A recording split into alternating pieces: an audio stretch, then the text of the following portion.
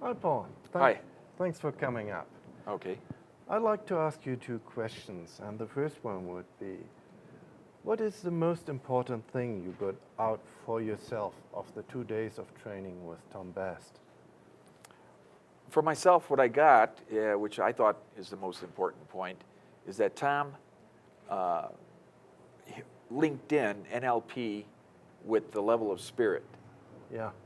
And this is something that I know in early NLP, that level was really not there.